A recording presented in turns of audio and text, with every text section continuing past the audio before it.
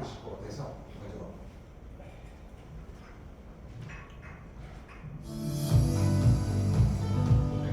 당신의 특별한 순간, 꿈을 찾아가는 여정, 건강하고 풍요로운 일상, 그 중심에 바로 소재가 있습니다. 보이지 않지만 새로운 변화를 창조하는 소재. 도레이 첨단 소재는 우리의 삶을 더 가치 있고 안전하게 그리고 행복하게 바꿉니다. 소재가 바꾸는 눈부신 미래, 도레이 첨단 소재가 이끌어갑니다.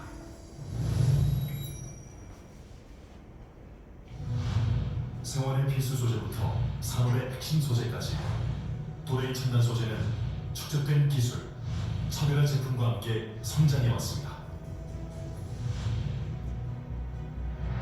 베이스 필름에서 고체 가공까지 모두 갖춘 도레이 첨단 소재.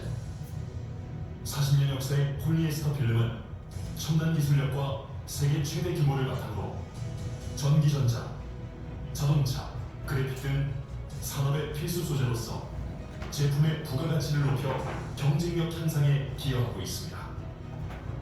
원천 기술의 독자적 가공 역량을 더한 IT 소재는 디스플레이 산업의 중추로서 관련 산업의 성장과 함께 고기능 차별화 제품을 확대해왔습니다.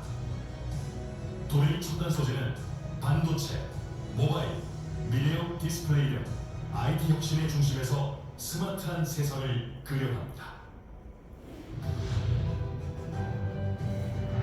국내 최고의 탄소 섬유를 생산하는 도레이 첨단 소재는 경량화, 고성능화를 선도하며 자동차와 에너지 관련 시장을 리드하고 있습니다.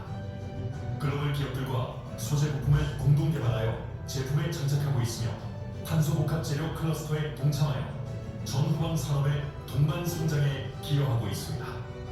앞으로도 탄소 섬유 세계 1위인 도레이와 공동 개발로 미래 모빌리티, 항공 우주, 로봇 등 첨단 산업의 소재에 무한한 힘을 보탤 것입니다. 슈퍼 엔지니어링 플라스틱 PPS는 탁월한 내열성과 내화학성으로 자동차 부품과 전자 부품 분야에서 활약하고 있습니다. 세계 최초로 PPS의 원료, 수지, 콤파운드에 이관 체제를 구축한 도레이 첨단 소재는 최대 공급 능력과 최고의 품질로 고객에게 인정받고 있습니다. 다양한 소재와의 복합화로 고부가가치 제품을 계속 선보일 것입니다.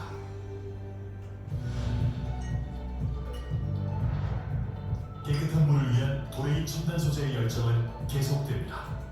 국내 최초 역삼투 분리막 개발에 이어 나노 여과막, 한회 여과막, 정밀 여과막, 이온 교환막까지 모두 갖추었습니다.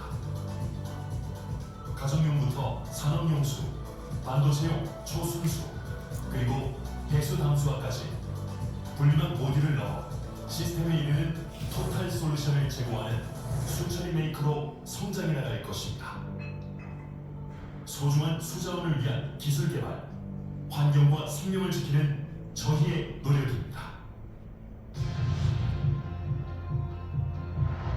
아름다운 스타일의 완성을 넘어 산업의 기초 소재로 성장한 섬유. 앞선 기술과 축적된 경험으로 차별화 고기능 원면을 생산하는 도레이 첨단 소재는 자동차 내장재, 위생재 등 산업자재에서 두각을 나타내고 있습니다. 원사는 편직물, 의류에서 유행을 창조하는 신제품을 계속 선보이고 있습니다. 건식 공법으로 생산하는 아라미드는 필라멘트, 직물, 페이퍼 등 다양한 형태로 내열 보호복, 내열체에 쓰이는 슈퍼 섬유입니다. 도레이 첨단 소재의 독창적인 섬유 소재는 언제나 삶을 풍요롭게 할 것입니다. 아시아 1위 스펀본드 90호는 30년간 축적된 기술과 노하우로 고객의 니즈에 맞는 차별화 제품을 공급합니다. 부드러움과 균일성이 탁월한 PP 스펀본드는 기저귀 등의 위생제용, 의료용, 산업용에 광범위하게 쓰입니다. 멜트 블로우를 복합한 고기능 닫힌 90호는 도레이 첨단 소재 경쟁력입니다. 고강도, 내구성이 우수한 페트 스펀본드는 토목 건축용, 공업용에 활용됩니다. 한국을 중심으로 중국, 인도네시아, 인도에 이르는 글로벌 공급망을 기반으로 도레이 첨단 소재는 세계 넘버원 90% 기업으로 성장할 것입니다. 도레이 첨단 소재는 구미, 군산, 안성, 유구, 울산 등 한국을 넘어 글로벌 오퍼레이션을 통해 전 세계로 나아갑니다. 끊임없는 집념과 투자로 소재 시장을 주도해온 도레이 첨단 소재, 필름, 섬유, 첨단 재료의 고차 가공 기술을 개발하는 기술연구소와 차세대 연구 플랫폼인 한국 도레이 R&D 센터를 중심으로 지속적 혁신과 변화 대응력을 강화해 R&D의 융합 시너지를 창출해 나갈 것입니다.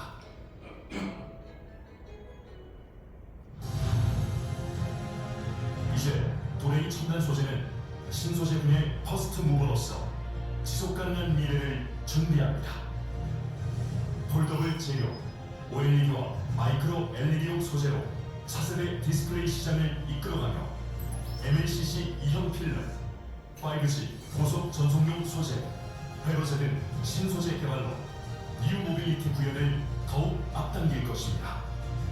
지구 환경 문제 해결에 기여할 친환경 소재를 개발하고 탄소 복합 재료, PPS 등 경량화 소재 시장을 선도하겠습니다. 고품질 수자원 확보를 위해 수처리 토탈 솔루션을 확대하고 웨어러블 디바이스, 질병 진단 키트 등 헬스케어 솔루션에도 새롭게 진출할 것입니다. 기존 사업 확대와 신사업 투자로 2030년 매출 10조 원, 영업이익 1조 원의 초일류 첨단 소재 기업으로 성장할 것입니다. 도레이 첨단 소재는 함께 사는 세상을 그려갑니다. 한국 도레이 과학진흥재단을 통하여 과학 발전에 기여하고 차세대 인재 육성에 힘을 쏟고 있습니다. 또한 다양한 봉사와 기부로 이웃과 따뜻한 온기를 나누고 있습니다. 도레이 첨단 소재는 언제나 새로운 가치 창조를 통해 사회에 공헌한다는 기업 이념을 실천하여 신뢰받는 기업으로 지속 성장해 나갈 것입니다. 꿈이 이루어지는 세상, 소재가 바꾸는 눈부신 미래, 도레이 첨단 소재의 도전은 계속됩니다. 도레이 첨단 소재.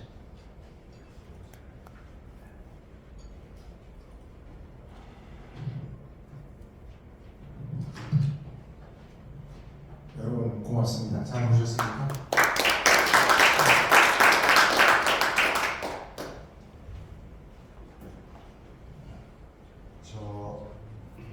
제가 작년 3월 말에 퇴임을 하니까 조선일보에서 인터뷰를 하자 해서 인터뷰를 했습니다. 그랬더니 인터뷰 타이틀에 내가 이내 주인이다. 월급쟁이라는 말을 듣기 싫었다 하는 말을 타이틀로 뽑아줬습니다. 여러 군데 했는데 중앙일보도 같은 내용으로 월급쟁이가 싫어서 오다천이 되겠다.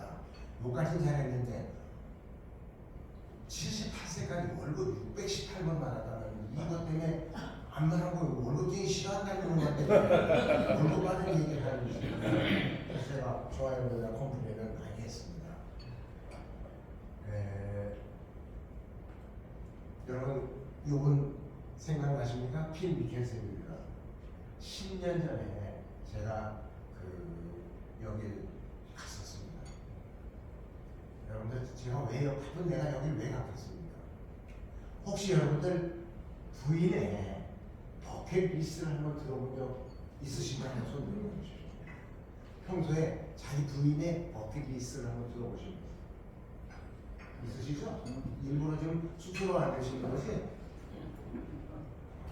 아니 진짜 안 들으셨다고 하면 여러분들의 미래 굉장히 안불합니다.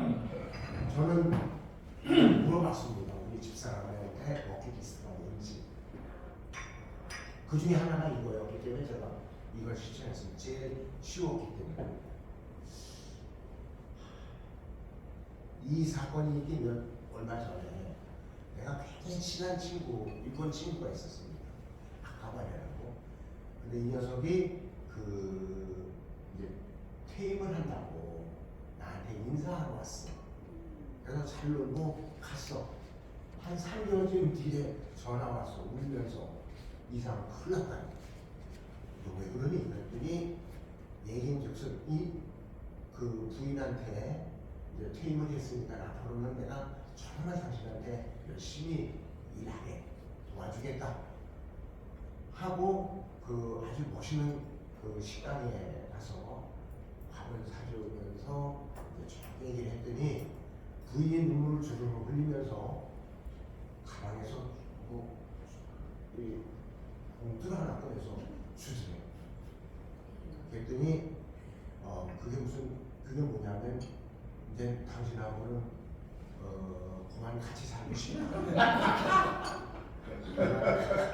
그동안 도레이 다니면서 뭐 일을 열심히 했는지 몰라도 하여튼 이제 나는 내 삶의 방식대로 살고 싶다. 그렇게 얘기를 했다는 거예요. 그래서 내가 그 다음 날인가 우리 집사람을 그 레스토랑으로 데리고 나와가지고 혹시 당신 뭐 나한테 할 얘기나 또는 꼭 네가 하고 싶은 버킷리스트가 있지? 그랬더니 한번 메모지 놔두라고 그래서 한번 적어봐라. 그랬더니 우리 와이프가 말 적긴 뭘 적어받았어? 그러면서 쭉 얘기를 하는데 그 중에 하나가 이거예요. 그래서 여기를 데리고 갔다 오는 경험이 있습니다. 오늘 저는 이제 세 가지를 말씀을 드리려고 합니다. 우선 첫째는 우리가 속해 있는 도레이 첨단 소재라는 것이 일본의 도레이가 100% 투자하는 도레이의 회사입니다. 그래서 도레이가 어떤 회사인지 여러분들이 이해를 하셔야지 한국 도레이가 어떤 회사고 또 그 상황에서 내가 어떤 역할을 했는지를 아실 수 있을 것 같습니다. 그래서 이렇게 도레이 얘기와 도레이 첨단 소재의 성공 사례 그리고 경영자로서 나는 어떤 일을 했나 이걸 말씀을 드리려고 생각합니다. 도레이는 올해가 100년 된 회사입니다. 100년 된 회사고 매출이 우리 한국 돈으로 보면 한 27조, 26조 정도 되는 부분은 화학 소재 산업을 하는 회사입니다. 종을 한 5만 명 정도 글로벌이 이렇게 있고 이 회사의 기업 이념은 새로운 가치 창조를 통해서 사회공헌을 한다. 그리고 이 케미칼 회사이기 때문에 케미칼 바이 이노베이션 바이 케미스트리 하는 그런 철학을 갖고 있는 회사입니다. 역대 사양들이 이 기술자들이 많이 합니다. 여기 사양들과 대부분. 그래서 그런지 이 기술력이 어마어마하게 탄탄한 그런 회사예요. 넘버원 비즈니스가 21개입니다. 제가 이 자료를 처음 정리할 때는 32개였는데 중국에서 많이 이제 공장들을 많이 짓는 바람에 넘버원 비즈니스가 21개가 있고 그다음에 온리원 비즈니스가 7개가 있는 회사입니다. 그리고 세계 최초로 만드는 포스트원 비즈니스가 10개가 있는 그런 기술 집약적 산업이다, 회사다. 이렇게 여러분들이 이해하시면 좋을 것 같습니다. 이 회사가 100년을 이렇게 유지를 하는 데는 그 나름대로 뭔가 그 나름대로 그 회사의 특징이나 DNA가 있을 것이다. 한번 쭉 제가 한번 챙겨봤습니다. 그랬더니 첫 번째가 극한 추구의 정신을 갖고 있습니다. 끝까지 파고들어. 그래서 디퍼 인터뷰. 그래서 여러분들 우리 보통 우리 옷을 해 입는 섬유의 오래 붓기는 10미크론에서 한 20미크론 사이입니다. 우리 머리카락 붓기가 어느 정도 되는지 아십니까? 머리카락 붓기 50미크론 정도. 네, 한 12미크론, 13미크론 정도 됩니다. 이제 그런 가느다란 실을 여러 개 꼬아가지고 이제 우리 옷들을 만드는데요. 그거보다 더 이제 파인한 쪽의 섬유는 마이크로 섬유라고 얘기합니다. 여러분들 마이크로를 하면은 1mm가 10cm를 1cm를 동원하면은 1mm잖아요. 1mm를 1000등분 해보세요. 그게 1미크론입니다.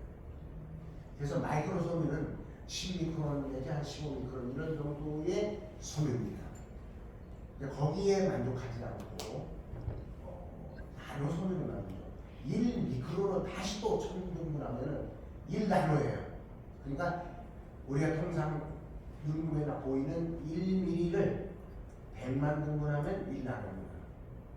그럼 우리 나노섬이라는 거는 한 10나노에서 한 100나노 정도 되는데, 야, 그렇게 파인한 거 만들어가지고 왜 쓰겠니? 그건 뒤에 말씀을 드리고, 여러분들 상식, 지구에서 달까지 거리가 얼마쯤 되죠? 얼마 전에 우리 그 4명이 다녀왔 중에 맞습니다. 36에서 한 36만 정도 됩니다. 지구에서 달까지 실을 쫙 늘여놓으면은 마이크로 섬유를 넣으면은 그 무시의 무게가 450g입니다. 나노 섬유로 36만 킬로를 쭉 풀어놓고 무게 재면 그거는 0.15g. 여러분들 0.15g 어느 정도 되느냐? 싼 돈도 0.15g이 아닙니다. 그런 정도로 가볍게 실을 만들어서 그럼 그렇게 만들어서 뭐 했으니 여러분들 뭐 반도체다 또 초극순수다 하는데 보면은 그 공기도 전혀 없어야 되고 물도 불순물이 없어야 됩니다. 완벽하게 다 잡으려고 하면 저런 나노 섬유를 가지고 필터도 만들고 이어가지도 만들고 이렇게 합니다. 그러니까 어마어마하게 비싸죠. 이런 극한 추구의 정신이 도배에 갖고 있는 DNA 중에 하나입니다. 또 하나는 집념입니다. 자기들이 하려고 하는 이 얘기는 이 집념 얘기를 하면은 탄소 섬유를 얘기 안 할 수 없는데 여러분들 탄소 섬유가 뭔지 아십니까? 많이 들어보셨죠? 보통 탄소 섬유는 아크릴 실로 만듭니다. 아크릴 실이라는 것은 우리가 이 3대 합성 섬유가 있는데 나일론, 아크릴, 폴리에스터입니다. 그 아크릴은 주로 우리 어렸을 때 어머님이 쇠다 떠서 입던 옷이 아크릴입니다. 물하고 가장 가깝습니다. 그 아크릴 실을 만들어가지고 태우는 겁니다. 그냥 태우면 다 제대해서 날아가니까 공기가 없는 상태, 질소 상태에서 한 2,500도까지 쭉 태우면은 뭐든지 태우면은 뭐만 남죠? 숯만 남습니다. 숯이 뭐죠? 가물입니다. 그러니까 그 붙어있던 아크릴이 케미칼인데 그 케미칼들은 다 날아가고 그 까만 그 실만 남게 됩니다. 그거를 이제 가지고 예를 들어서 그 비행기 날개를 만든다 또는 뭐 자동차 탱크를 만든다 하면 다 그거를 와꾸를 만들어가지고 이렇게 짜고 이렇게 해서 만들죠. 여기 지금 보잉에서 787 날개 만드는 모습이 있습니다. 이 탄소 섬유를 이분들이 1961년도에 최초로 개발을 합니다. 그리고 10년 동안 고생을 해가지고 공장을 짓습니다. 71년도에. 그래가지고 상업 생산을 시작하는데 그로부터 거의 한 30년 내지 40년간 계속 적자입니다. 그러다가 이 비행기에 원료로 들어가면서 흑자로 전환이 되죠. 탄소 섬유를 처음 만들어가지고 테니스 라켓도 만들고 또 낚시대도 만들고 뭐 산업용 뭐 여러 가지 많이 만드는데 결과적으로는 이 비행기에 납품이 되면서 15년 동안 환희 테스트를 해가지고 비행기 납품이 되면서 이제 서서히 이익으로 전환이 되고 탄소 섬유를 만들고 있는 회사가 전 세계 한 200군데쯤 됩니다. 흑자를 내고 있는 데는 도레 빼놓고 한두 군데밖에 없어요. 다 적자입니다. 1년 그 개발 비용 1조 3천억 들어갔다고 했는데 그 지금 1년에 한 3조 4억 팔아가지고 이익이 한 우리나라로 3천억에서 한 4천억 정도 되는 그런 사업은 좀 도레에 대해서 커져 있죠. 그만큼 이 R&D에다가 힘을 썼다. 우리나라도 옛날에 그 탄소 소비를 하려고 많은 기업들이 달라들었는데 결국은 못해요. 왜냐하면 이놈이 그 돈 먹는 하마야.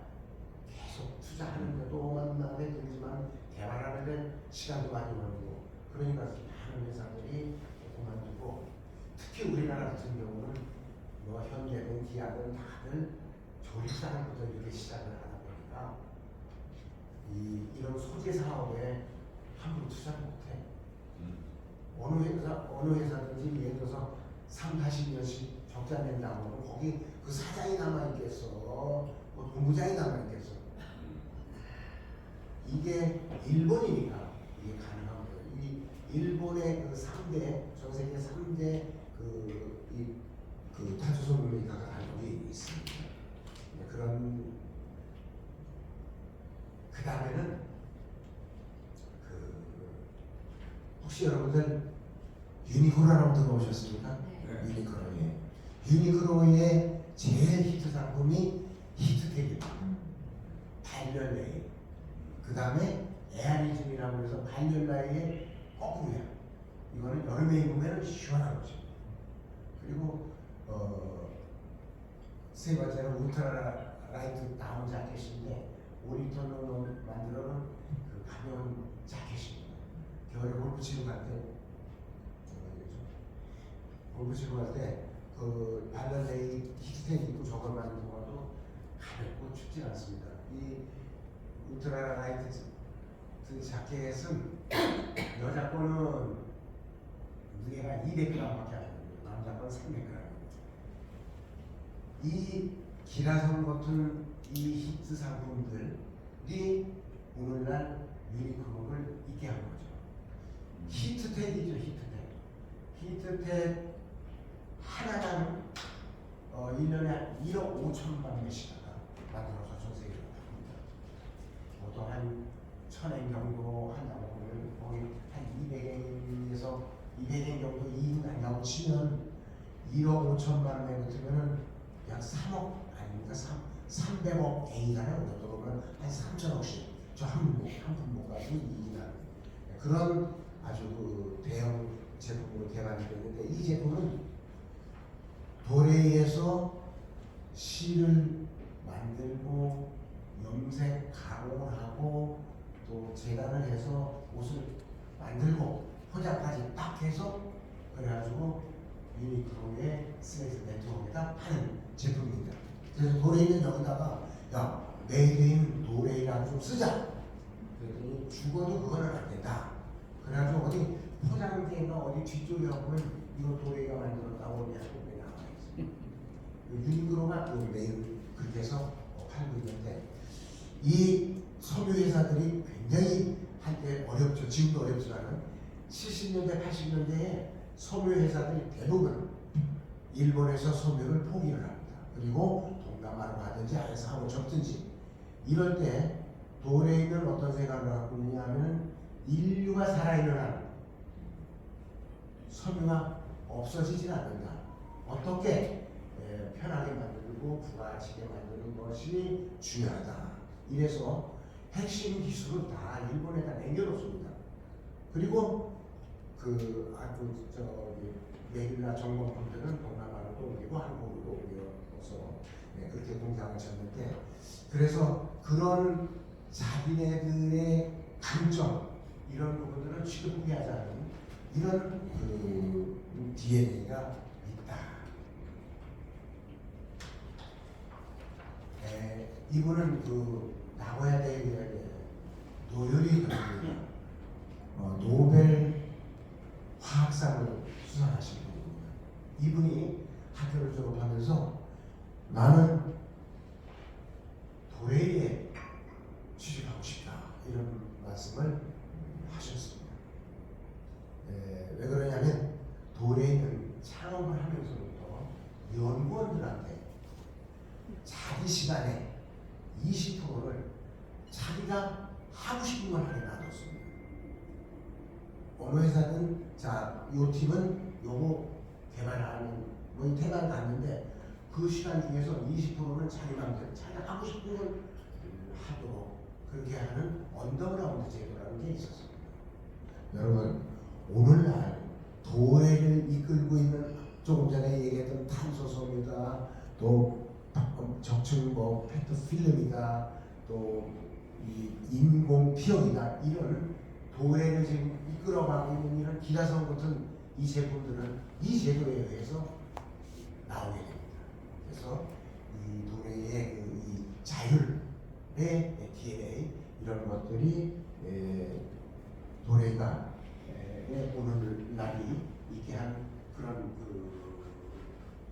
것들이 아닐까 이렇게 말씀을 드려봅니다. 이외에도 많이 있지만 오늘 시간 걸려서 이 정도로 하고, 그럼 한국의 도래는 언제부터 투자를 하고 또 투자를 했느냐 하는 것이 옆에 나와 있습니다. 한국에 최초에 투자를 한 게 1963년도입니다. 우리 한일 국교 60주년이 작년이었었습니다.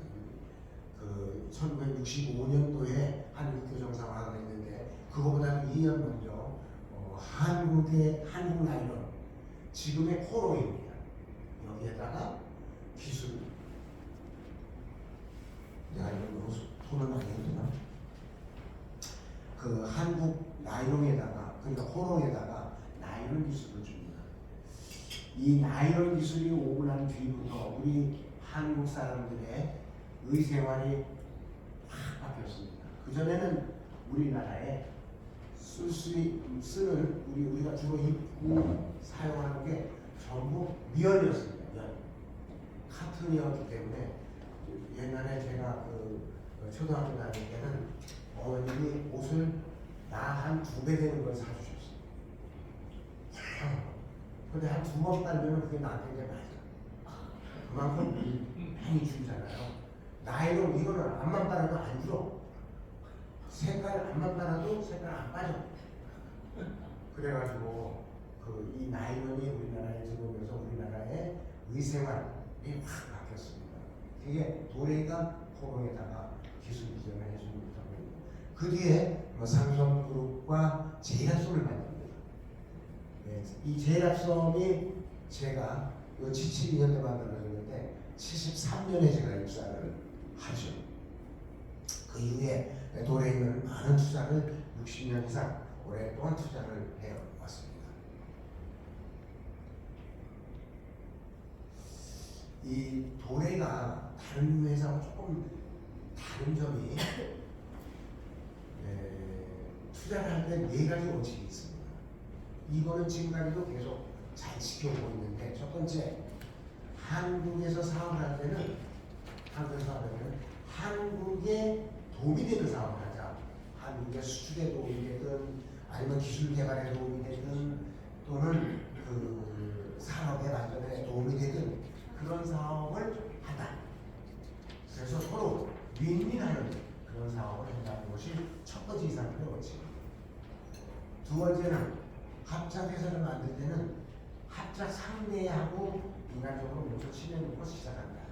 세 번째는 한국의 사업은 한국인 경영자를 뽑아가지고 경영을 부탁하다. 마지막으로는 노동조합의 모든 경영 정보는 다 오픈해서 경영을 한다 하는 이 4가지의 원칙은 지금도 지켜지고 있습니다. 한국에다가 여러 군데 이렇게 많이 투자를 하고, 전체 투자보다도 매출은 한국에서 한 3조 정도 됩니다. 그 다음에 지금 직원 수는 한 4천 명 정도 되고, 이제 한국에서 또 외국에다가 인도네시아, 인도, 중국 등에다가 한국 도래 첨단 소재가 직접 투자한 것들까지 합치면 전체적으로 한 3조 6천억 정도 매출이 된다, 이렇게 보시면 될 것 같습니다. 자, 이제 그 한국 투자의 가장 기본인 한국 도래 첨단 소재는 그럼 어떤 회사인가 하는 거는 조금 전에 여러분들께서 스크린으로 보셨습니다. 95년도에 설립이 됐고, 종원수 한 2,300명, 영업이익 한 1,400억 정도 되고, 내년도 금년도는 한 1,800억 정도 이익을 날 계획을 갖고 있습니다.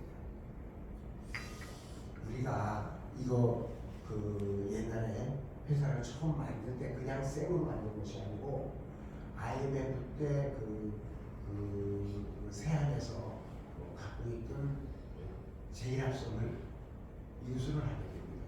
99년도에 이게 한 300 몇십억 적자가 됩니다. 그리고 매출 한 3천억에서 3,200억 되는 회사를 인수해서 1년 만에 흑자를 전환을 하고, 그리고 지금 쭉 성장을 해오고 있는데, 2000년도하고 지금의 비교를 해보면 그 매출의 차이가 있지만은 사업의 포트폴리오가 완전히 바뀌어 있죠. 2000년대는 필름하고 섬유밖에 없었습니다. 지금은 섬유 필름이 전체의 한 60%를 차지하는 것 같고, 나머지 IT, 수지 케미칼, 수처리, 그 다음에 탄소 섬유, 분리막 등 사업의 다양화를 통해 가지고 지속 발전 가능성을 만들어놨다. 이게 우리의 자랑이라고 생각이 되고요. 우리가 한국에서 하고 있는 사업들은 대부분 국내 마켓슈어 1위 아니면 세계 마켓슈어 1위입니다. 자, 이렇게 우리가 성공을 할 수 있었던 원인을 표 하나로 정리를 해보면, 뭐니 해도 첫 번째가 도레이하고 우리 한국 도레이 간의 협력, 서로 간에 그 기술 교류도 하고, 또 그 협력, 우리가 필요한 기술은 부족해서 주고, 또 우리가 여기서 개발해서 잘하는 거는 또 도레이가 가져가고, 서로 간에 그런 훌륭한 교류, 또 자금, 이때 그 굉장히 자금이 힘들었을 때에도 도레이가 많은 부분들을 지원을 해줬다. 그런 협력. 그 다음에 원래 우리가 갖고 있던 핵심 경쟁력입니다. 일본에 비해서 우리가 전기값도 싸고 인건비도 싸고, 지금은 좀 바뀌었지만은 그런 것들이 우리가 발전할 수 있었던 핵심이었다. 그 다음에 뭐니 해도 노사관계라고 저는 생각합니다. 우리가 회사 만들고 지금 26년 7년째 되는데, 저희는 단 한 분의 노사분들가 없었습니다. 뭐 서로도 의견들이 안 맞아가지고 계속 막 뒷거리고 싸우지만은, 그래도 공장을 세워놓고 뭐 분리를 한다는 일이 없었다. 착합니다. 그래서 우리가 계속 이렇게 발전할 수 있었던 하나의 모티브도 되지 않았나, 이렇게 생각이 듭니다. 우리는 회사를 앞으로 어떻게 더 어떤 분야를 통해서 회사를 성장시켜갈 것이냐 하는 거에 5가지의 그 테마를 잡았습니다. 첫째는 차세대 디스플레이입니다. 차세대 디스플레이, 그 다음에 뉴 모빌리티, 그 다음에 친환경 소재, 수처리 솔루션.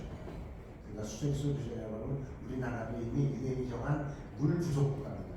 물을 어떻게 리사이클해서 잘 쓸 거냐는 것이 굉장히 중요한 기술이고, 그 다음에 헬스케어 솔루션.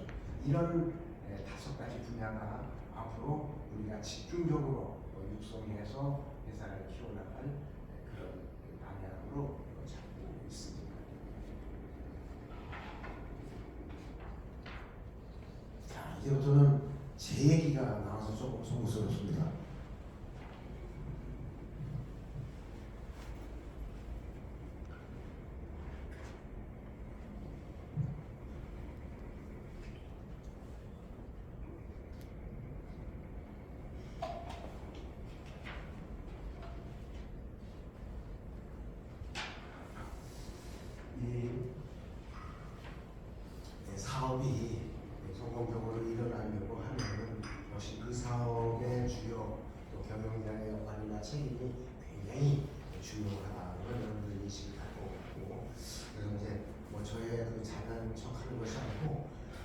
어떤 부분들에 제가 중점을 뒀느냐 하는 것들을 여러분들이 참고하시라고 말씀을 드리는 겁니다. 제가 이런 것들에 그 퇴임이 가까우니까 그 많은 세월을 52년간 일을 했던 그런 것들을 글로 좀 남기는 것이 좋겠다 해가지고 제가 소재가 경쟁력이 나가는 책을 썼는데 이게 일주일이나 2주간 그 베스트셀러로 가고 그 다음에는 책이 어려운지 별로 그들은 소식이 없었어요. 네, 아까 잠시 설명드렸지만은 저는 73년에 삼성그룹의 제일화성이라는 회사에 공채로 입사를 하게 됩니다. 그리고 나서 임원을 약 21년 만에 임원이 되죠. 거의 뭐 현장에서 많은 21년을 현장에서 보냈고 임원이 되고도 또 5년간은 제가 그 현장의 사업장장이라든지 공사공장이라든지 이런 것들을 해서 현장에 오래 있었습니다. 그러면서 도레이 첨단 소재가 99년도에 되면서 CEO로 임명이 돼서 4년까지 이렇게 근무를 했는데 제일 그 힘들었던 거는 현장에 21년 동안 일을 하는데 이제 저희 구미공장을 처음 건설용으로 제가 갔습니다. 근데 그 구미공장 건설을 한다는 게 처음에 뭐 대결이고 뭐 소용없어. 가면 콘크리트 날르고 뭐 이거 쑤시고 이거 하여튼 건설 공사부터 시작을 해가지고 기계 넣고 그래서 계속 고생 끝났나 보다 했더니 이게 그 화학 장치 산업이기 때문에 잘못하면은 공장 전체가 폭발하고 날아가니까 대졸이 저걸 해라. 그 교대 근무를 해라. 그래서 제가 교대 근무도 3년간 합니다. 3년 교대 근무라는 게 뭐냐면 아침 6시에 들어가서 오후 2시까지 일하고 퇴근해서 쉬다가 그 다음 주에는 2시부터 밤 10시까지 하고 그 다음에는 밤 10시에 들어가서 새벽 6시까지 일하고 이거를 일주일간으로 돌아가서 하는데 제가 이제 중압 담당 그 교대 주임입니다. 중압이라는 건 원료를 갖다가 막 그 고온 고압에서 하는 그런 어려운 역이기 때문에 굉장히 위험한 곳입니다. 근데 이제 어쨌든 그건 내가 전공한 곳이니까 거기 6개월 딱 지나니까 내 프로세스는 뭐 어느 놈도 나보다 더 잘하는 놈이 없을 만큼 바삭했어. 그러니까 내가 이제 더 여기서는 배울 게 없어. 그러니까 6개월 지난 그 뒤부터는 밤 야간으로 딱 들어가면 12시까지만 우리 현장을 보고 12시부터는 그럼 우리 포리만 가져가서 쓰는 놈은 어떻게 뭘 만들고 어떻게 쓰는지 가서 쫙 구경을 합니다. 그거 한 7, 8개월 하니까 그쪽 과장보다 내가 더 잘 알아. 그리고 이제 이것도 다 마스터했어. 그럼 이 공장을 돌아가는 전기 시스템은 어떻게 되나? 그럼 전기는 한전에서 어떻게 들어오고 어떤 과정에서 오는지 다 공부하죠. 그 다음에 스팀이나 유틸리티들은 또 어떤지. 그러니까 그렇게 2년 반 하니까요. 공장 분담부도 다 그 문제점들도 알 수 있게끔 그렇게 되더라고요. 그러다가 이제 나왔습니다. 나와가지고 뭐 과장을 하고 뭐 부장하고 어쨌든 이렇게 해서 21년 동안 현장에 21년 동안 그 현장에 있다가 나오니까 말이 할 거 아니에요. 그러니까 그 이사에서 부사장까지는 5년 만에 됐어. 1년에 하나씩 올라오면 진짜 힘들어. 전무될 때는 조금 걱정을 했어요. 왜냐하면 그 안전사고가 나고 사람이 죽었어. 보통은 문을 그만두거나 이렇게 하는데 사실 그 해에 내가 홀인원을 해요. 홀인해서 그런지 전부 진급돼요. 아주 운도 좀 있지 않았을까 이런 생각이 들고요. 어쨌든 그 뒤에 쭉 하다 상도 우리나라 정부가 정상 많은 상을 받았는데 이 중에 제일 밑에 있는 그 우길중 수장이라는 상 여러분들 처음 들어보시죠? 우길장 하는 거는 일본에서 주는 일본 천황이 주는 상입니다. 우길장은 뭐 우길 제일 높은 장이 우길 대수장, 중수장, 무슨 소수장 뭐쭉 해서 단계가 1번까지가 8단계 있는데 저는 두 번째 그레이드인 중수장을 받았어요. 옛날에 우길장이라고 했는데 우길장이 우리 한국에서 누가 제일 먼저 받았나? 내가 한번 인터넷에서 찾아보니까 이완용이야. 그래서 그 뒤부터 내가 이 상 받았다 소리는 오늘 초합니다.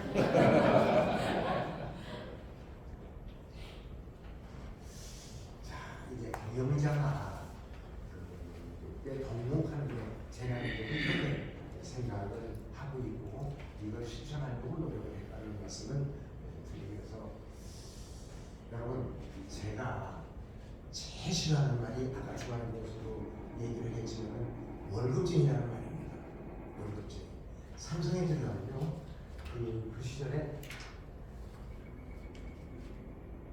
그 사업보라는 말 많이 듣고요. 주인 정신이라는 걸 되게 많이 듣습니다. 네가 주인처럼 일을 해야 된다. 저는 정말 제가 제일 싫어하는 말이 월급쟁이고 주인처럼 일을 하려고 노력을 했습니다.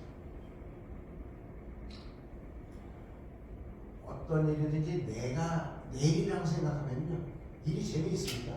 시간 가는 줄도 모르고 또 성과도 납니다.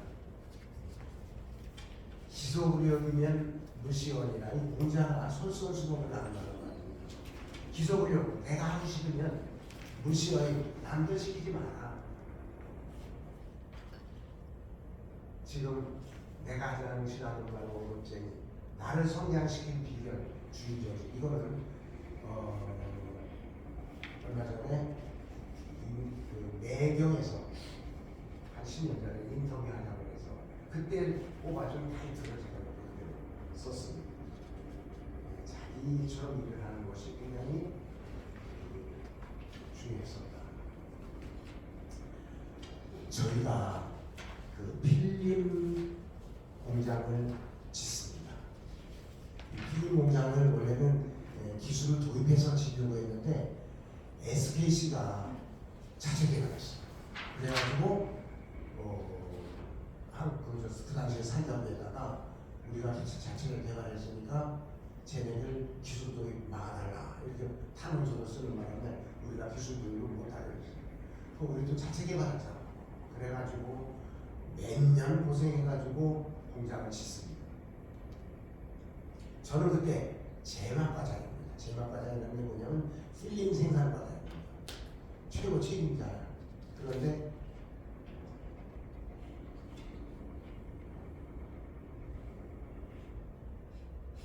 공장을 겨우 완성을 했는데 이게 지금 주워들은 기술 여기저기서 그 모아온 기술 이런 거 가지고 필름이 나올 까닭이 없지. 그런 것이 나왔으면은 전 세계에 필름 만드는 회사가 4개밖에 있을 까닭이 없죠. 안 나오는 거야. 필름이라는 게요 포리마를 녹여가지고 길이 방향으로 4배 내리고 폭당하고 이렇게 4배를 속도 한 200m로 가면서 쭉 자동으로 넓혀가지고 필름을 넓게 만들고 감습니다. 그 과정에서 필름이 계속 찢어지는 거예요. 뭐 이물이 들어가든 뭐가 들어가든 하여튼 계속 찢어요. 이때 제가 그 운명적인 사건을 하나 봤습니다. 그날도 밤새도록 그 필름 테스트한다고 해가지고 하는데 뭐 한 20분 정도 되면은 필름이 자꾸 찢어지는 거예요. 그러니까 그 필름자리는 뒤에 산처럼 웨이스가 쌓입니다. 앞에 자르고 뒤에 산 정리하고 그리고 다시 또 해보고 새벽 6시 반쯤 됐습니다. 이제 필름을 다시 이렇게 걸어놓고 나가서 얼굴 좀 씻고 들어와야 되겠다고 나오는데 이쪽 그 필름 만드는 데가 여러분들 크림룸입니다. 그래서 전부 다 우주복처럼 이렇게 방들복을 입고 들어와야 되는데 어떤 노인네가 젊은 여자하고 그냥 들어오는 거예요. 나는 내가 이렇게 나오면서 어디서 딱 보니까 저분이 이병철 회장이라는 걸 알았죠. 정신이 없는데 확 쫓아가서 제가 여기 생산 담당 차장 이영만입니다. 제가 모시겠습니다. 나 왜 들어왔는지도 몰라. 어쨌든 회장이 보이니까 제가 자동적으로 가는데 그 왔다가 나가는데 20분이 조금만 걸렸습니다. 그 20분이 저한테는 한 20년 걸렸습니다. 이 들어오셔서 그 이제 필름 폴리마가 어떻게 나오는지도 또 들여다보시고 나는 저까지 얼른 구경시키고 빨리 내보내야 되는데 왜냐면 조금 있으면 또 터지거든. 20분 안에 필름이 터지니까 그 안에 지금 막 걸어놔서 잘 돌아갔다 얼른 보시고 빨리 나가야 될 텐데 또 무슨 구경을 하시는 거예요. 그래서 여기서 이렇게 길 방향으로 이쪽 속도가 이렇게 천천히 들어가고 이놈이 4배로 이렇게 돌아가서 이 사이에서 이 필름이 길 방향으로 4배가 들어갑니다. 이건 천천히 나오는 게 빨리 돌아가야 했습니다. 그리고 이놈이 이쪽에서 이 크립이 이렇게 잡아가지고 자동으로 그 200m로 가면서 이렇게 쭉 늘리면서 갑니다. 그랬더니 거기서 또 계속 들여다보고 있고 그 뒤쪽에 가면은 이제 다 가는 거를 이렇게 이제 가는 게 보여요. 거기까지 이렇게 쭉 갔다 오면은 이미 이제 내 예상에는 여기 벌써 여기 한 5분 걸렸어. 5분 안에 이미 안 나가면 이제 나중에. 근데 거기 와서 안 가는 거야.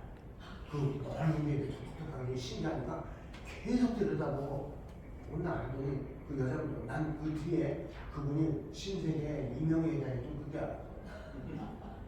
그걸 같이 보더니 그래서 이제 이렇게 해서 이제 잘라서 세안되게 보내고 이렇게 보냅니다.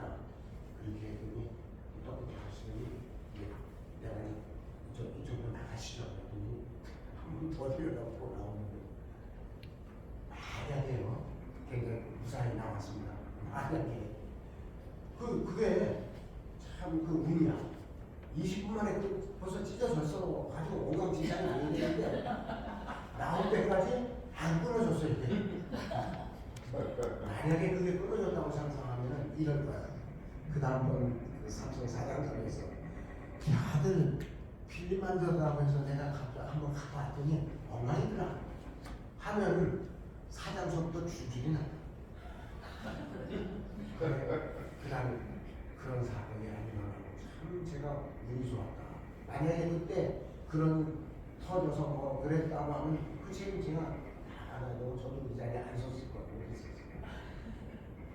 근데 어쨌든 그렇게 해서 그 무사히 넘겼습니다. 그게 제 인생에서 제일 큰 사건이었던 것 같습니다. 근데 어쨌든 그렇게 만들어서 겨우 이제 만들어가지고 물건을 이제 내보내기 시작합니다. 내보내는데 처음에 몇 달은 또 물건이 없으니까 막 지금 생각하면 그 물건도 그 제품도 아닌데 품질도 아닌데 그때 물건이 없으니까 막 다 가져가서 썼어요. 잘 쓰다가 우리가 물건 좀 제대로 나오고 하니까 크레인에 막 들어오는 거예요. 그러더니 그 전략회의라는 거 합니다. 1년에 한 번씩 임원들 다 모으고 간부들이 모여가지고 그 해에 뭘 할 거냐 하는 걸 발표를 하는데 이제 내가 앞으로 필름을 이렇게 해나가겠습니다. 이렇게 했더니 사장이 내 발표도 끝나기 전에 벌떡 일어나더니 회사가 지금 필름 때 이 작당이 나 있고 적자가 이렇게 나고 있는데 너들 뭐하고 있는 놈들이야? 마구야단을 치는 거야. 아니 내가 지금 6개월 동안 집에 제대로 들어가지도 못하고 잠도 못 자고 지금 이 고생을 하고 있는데 그렇게 얘기하니까 나도 굉장히 인내심이 그걸 못 참았어. 그 당시만 해도 쥐고 이렇게 차트로 설명하다가 이거 다 집어넣고 다음번 이 모임에 내가 이 문제 해결 못하면 이 자리 쓰지 않겠습니다. 그리고 딱 놓고 나와서 교동이 쎄 나오자마자 내가 우리 직원들을 다 불러냈습니다. 그리고 조금 전에 내가 당했던 그 얘기를 했어. 난 이제 이대로 못 살겠다. 이 문제를 근본적으로 해결하지 않으면 나한테 집에도 안 들어간다. 너도 공대 나왔잖아. 공부 나왔잖아. 너들이 뭐 할 일이 뭐가 있냐? 국가와 민족을 위해서 너들이 할 일이 뭐 있어? 사업보국인데 이거 하나 제대로 만들어서 지금 수입해오는 거는 수출로 바꿔자. 그러면 우리가 애국하는 길이야. 그때 5천만 불이나 7천만 불을 수입해와야 돼. 비디오 테이프, 오디오 테이프를 만드는 원단 필름이 없어서. 그거 국산화시키자. 나 그거 달성될 때까지 시간이 난다. 이걸 같이 좀 해볼 수 있게. 그때는 지금보다 훨씬 많이 잘한 것 같아. 우리 애들이 같이 하자. 그리고서부터 2년간 거의 제가 집에 안 가고 편리한 사업고 자고 이 문제를 해결합니다.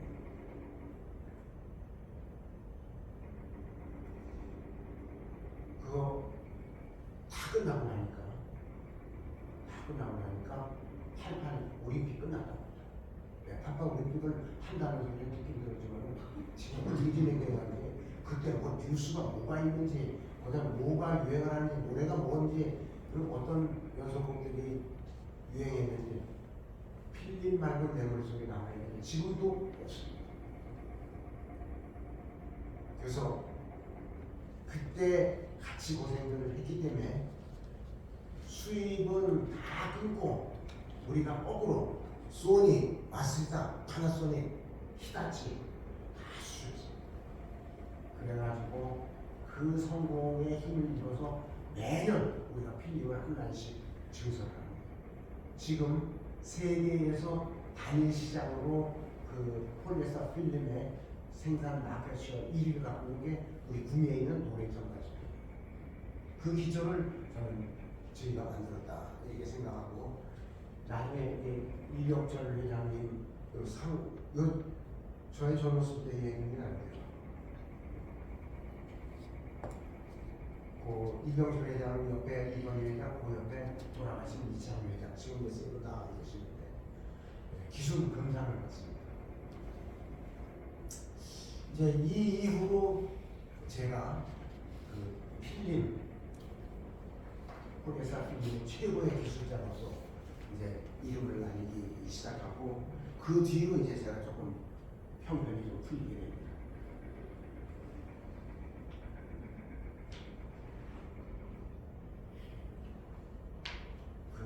제가 이제 잘한다고 구미에 공장을 새로 증설을 합니다. 3공장을 짓는데 이 공장 건설 본부장으로 제가 발령을 받아서 갑니다. 그래서 컨셉을 제가 이렇게 잡았습니다.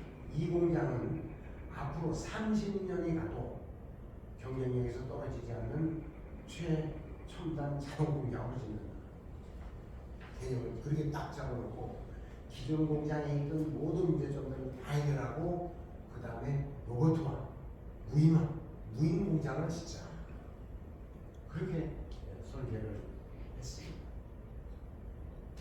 그리고 공장 화장실을 지금은 어딜 가든지 우리가 화장실이 깨끗합니다.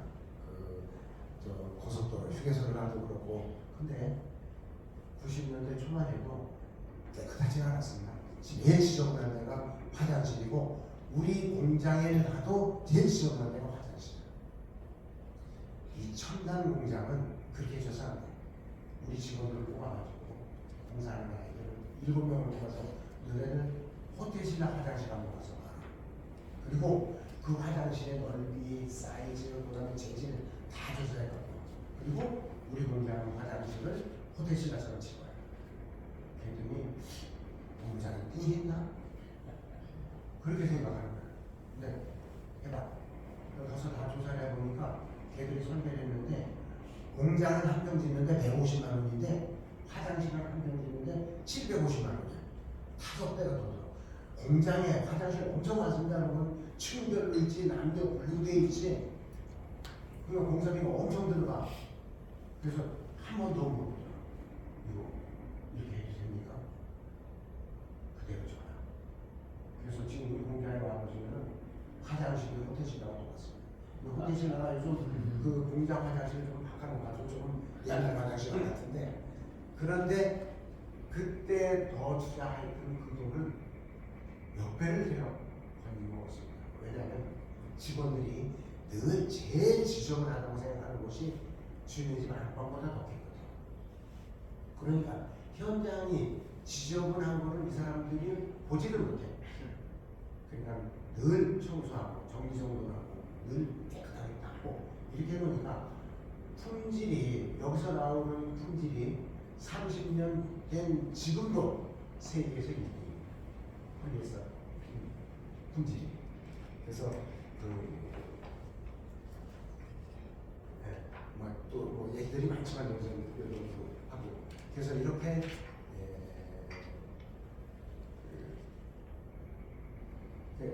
그래서 제가 여기다 공장에다가 오른쪽 맨 밑에 보면은 여기 밑에 보면은 비서부터 이렇게 세운 조형물이 있습니다. 저기에 그때 고생했던 애들 이름 다 거기다 써놨죠. 그리고 저기가 영남대학 교수한테 부탁해서 그런 취지로 우리가 이 공장을 지어서 성공적으로 잘했다 하는 거를 상징하는 상징물을 만들어 놨습니다. 무사합답이라고 보시면. 그래서 이런 부분들이 오늘날 회사가 이렇게 계속해서 성장할 수 있었던 기본이 아니었을까 이렇게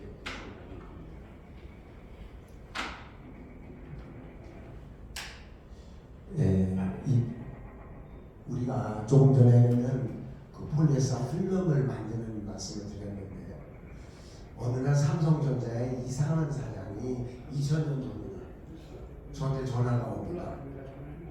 이 사장 한번 우리 점심 한번 합시다. 그래서 제가 삼성전자의 이상한 사장방으로 갑니다. 근데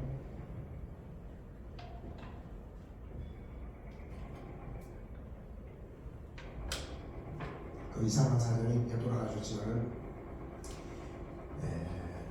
자기네들이 필름이 없어서 테레비를 못 만든다, 그런 말씀을 하시는 거예요. 무슨 소리야, 이게 필름이 없어서 테레비를 못 만든다니. 근데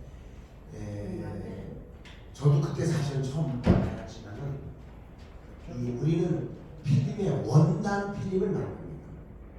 근데 2000년도에 우리 디스플레이 시장이 어떤 변화가 있냐면은 99년 말서부터 시작해가지고 옛날에는 테레비가 브라운관 테레비야. 브라운관 테레비였는데 지금은 그때서부터 이게 LCD로 바꾸는 거야. LCD, LED. 그 평판 디스플레이라고 얘기합니다. 이걸로 바뀌는데 옛날에는 브라운관에서 막 빛을 쏴줘서 앞에까지 나오는데 지금은 평판 디스플레이라고 하는 거는 그 안에 여러 가지 필름이 들어갑니다. 확산을 해주고 빛을 모아주고 프리즘 필름이 들어가고 뭐 해가지고 빛을 밝게 해주고 이런 필름이 17가지가 나와요. 필름 뒤에 분해해 보면 그렇게 들어가요. 그런데 그 필름을 100% 일본에서 다 사다 쓴 거예요. 그 어떤 놈들한테 사다 쓰는지 물어봤지. 그랬더니 이런 그놈들은 다 우리한테서 필름 사가는 놈들이야. 우리한테 필름 사가지고 와서 거기 가서 뭐 조금 가공을 해가지고 값을 우리 10배를 더 받아. 앞으로 이 시장이 이동하는데 필름 만드는 거는 쪼다구나. 저걸 해야지. 그래서 이상한 사장한테 부탁해서 그게 어떤 필름인지 샘플도 갖고 또 어떻게 지금 만드는지 제 개념도 여러 가지 정보가 있으니까 우리 기술 연구소 팀들을 타스크포스 팀을 만들었어요.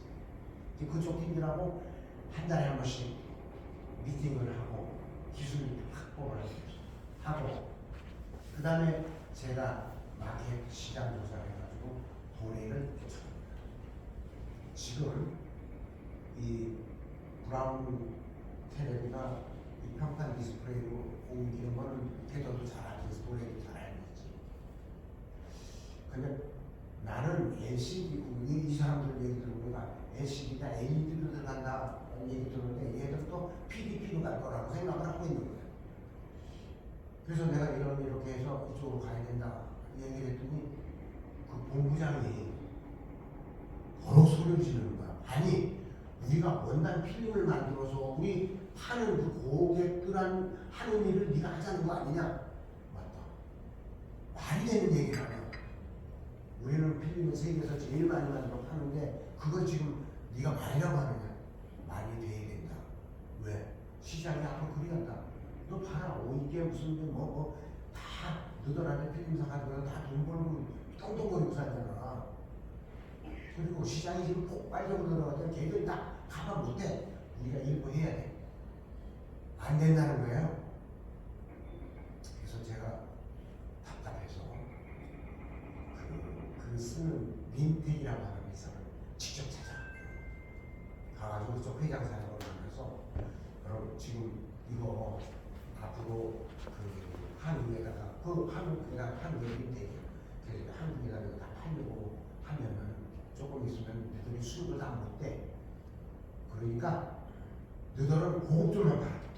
그냥 싼 거, 일반적인 건 우리 한국에서 네가 만들어서 팔게.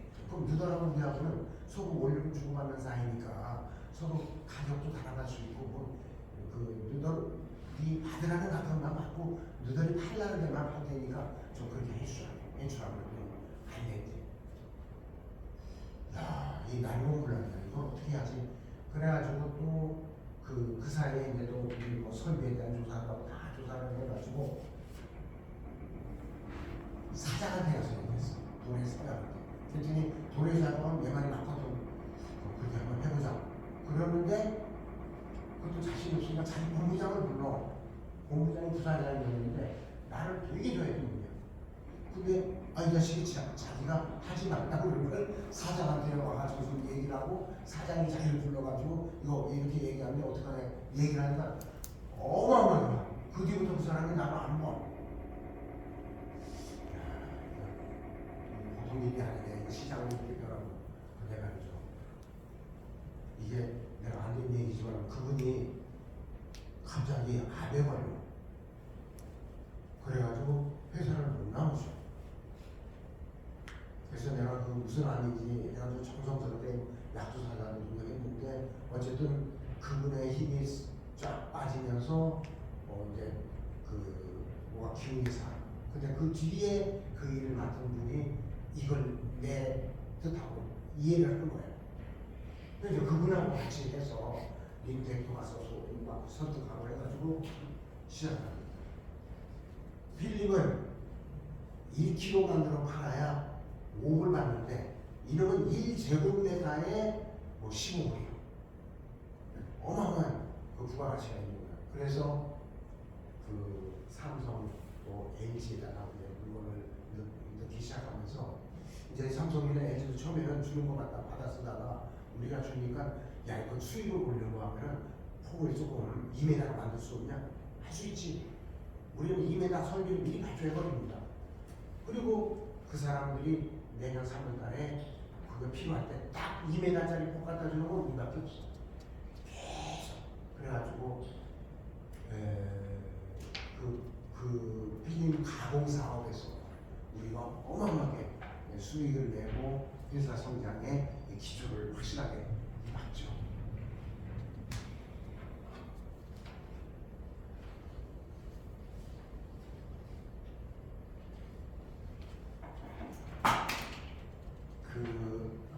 제가 경산공장에 처음 가니까 사장실에 뭐라고 써있냐면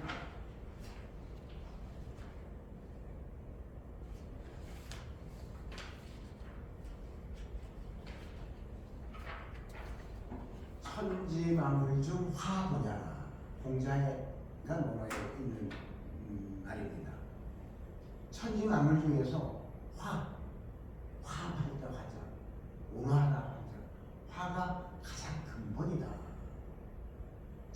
한번 처음 딱 보는 순간 그래 맞다 저렇게 해야 된다. 저는 어릴 때부터 우리 어른으로부터 2인 2시집이면 면대이집이라는 말을 50바퀴도록 들었습니다. 참아라. 한때 분한 걸 참으면 백날 해주면 면한다. 그래서 싸우지 마라. 네가 차라리 맞아라. 때린 놈은 맞은 놈은 발 뻗고 자고 때린 놈은 발을 굽리고 잔다고 그런 예를 들으시면서 그래서 제가 웬만하면 화를 잘 안 냅니다. 왜냐하면 화를 내면 물론 저놈이 잘못했으니까 내가 화를 내고 야단을 칠 거 아닙니까? 근데 지가 잘못한 걸 알아도 야단을 치고 그걸 하면은 그 어릴 때는 괜찮은데 어른이 되고 나면 다 남습니다. 수십 년이 남. 결국 그게 야단 치고 뭐 한 것이 제대로 된 그 사람을 바꿀 수 있는 그게 아니에요. 오히려 감싸주고 그 부분에 대한 지적을 해서 개선할 수 있게끔 도와주는 것이 그게 리더의 도움이다. 저는 그렇게 생각을 하고 있습니다.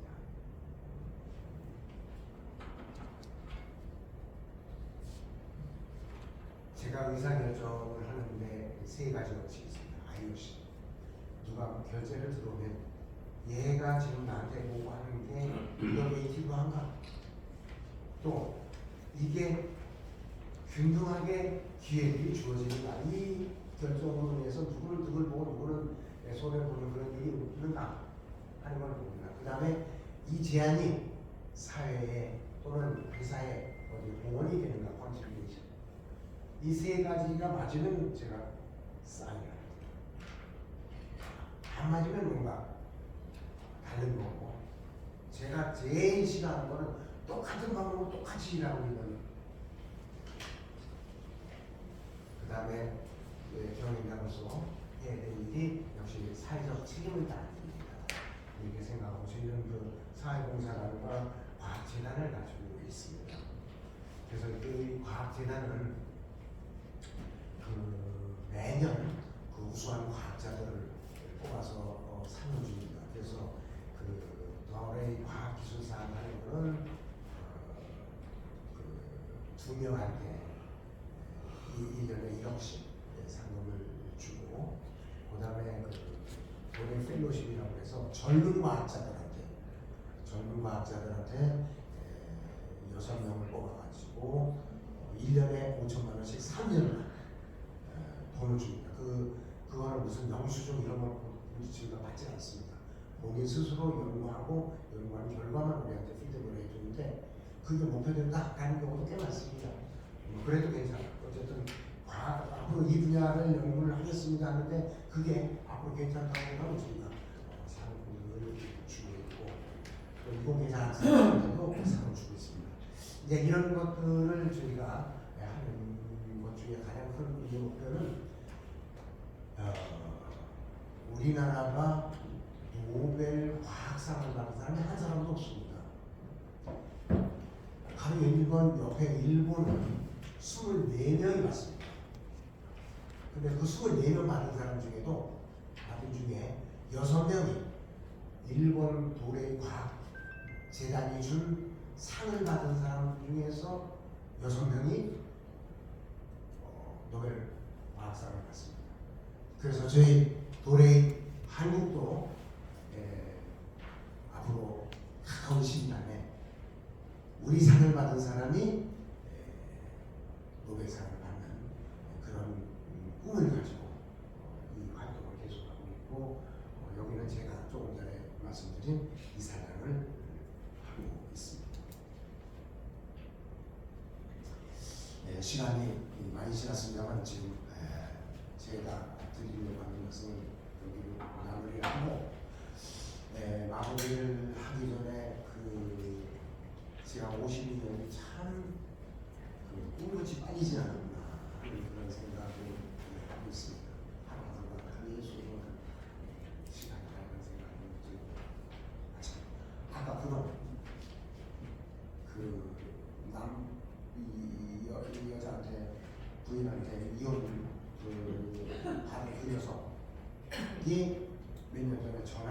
보냈습니다. 근데 목소리가 되게 맑아. 너 그때 참 그러고 전화가 없었는데 어떻게 되니? 그랬더니 결국은 이혼했다.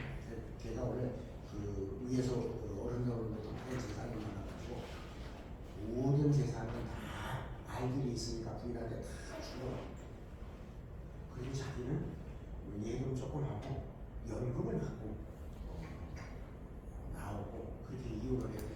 그래서 지금 어디 일본 사니? 그랬더니 아니래, 태국 산대. 태국 어디? 그랬더니 조금만 기다려봤더니 휴대폰에다가 웬 여자 사진 하나 딱 보냈어. 미스 태국 사진인가?